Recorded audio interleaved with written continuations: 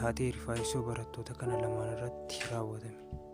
Barataa isin iskiriinii irratti argitan kun barataa Yuunivarsiitii Gondar Elektirikaal Injiinaringiitiin eebbifame yeroo ta'u, sangaa yeroo eebba isaatiif bitameen waraanamee addunyaa kanarraa boqoteera. Kan suura irratti argitan nama Kaalid Qaasiim jedhama. Harmeen isaa jalaa boqottee ministirii kutaa 8ffaa reeffa haadha isaa mana kaa'ee deemee qoramee jira. Biiroon Barnoota Oromiyaa Adoolessa 2/2018 barataa Kaalid Qaasiim yoo ta'u, barataan kun utuu qormaata irra jiru haati yookaan harmeen isaa du'aan addunyaa kanarraa jalaa boqottee jirti. Barataan Kaalid sababa guddaa harmee isaa fi dhaamsa harmeen isaa utuu lubbuun jirtu dhaamteef jidduutti dhiphachaa kan ture yoo ta'u, dhumarratti dhaamsa haadha isaa kabajeera. Dhaamsi harmee Kaalid dhaamtee turte kunis ilma ko hagamillee yoo rakkatte barumsa kee addaan hin kutiin kan jedhu ture. Kaalid Qaasiim dhaamsa haati isaa gaafa lubbuun jirtu dhaamteef kabajuun reeffa haadha isaa manatti dhiisuun qormaata isaa fudhachuun deebi'ee haadha isaa awwaallachuu barataa danda'edha.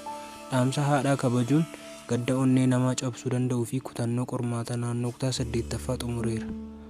Haa ta'u malee barataa Kaalid kutannoo fi dhaamsa haadhaa galmaan haa ga'u malee jireenyi daa'imman obboleewwan lama gurmuu isaa irratti kufuun hin hafne. Kanaafuu rakkoon jireenya Kaalidii fi obboleewwan isaa furuuf Biiroon Barnoota Oromiyaa fi bulchiinsi magaalaa Eekkaa Xaafoo waliin ta'uun cinaa dhaabbataniiru.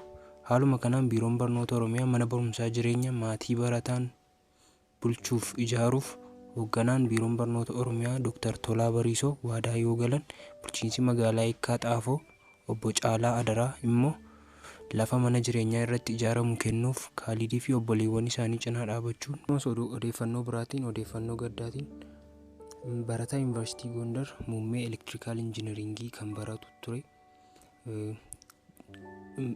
Sangaa yeroo eebba isaatiif bitameen waraanamee dingata addunyaa kanarraa boqoteera.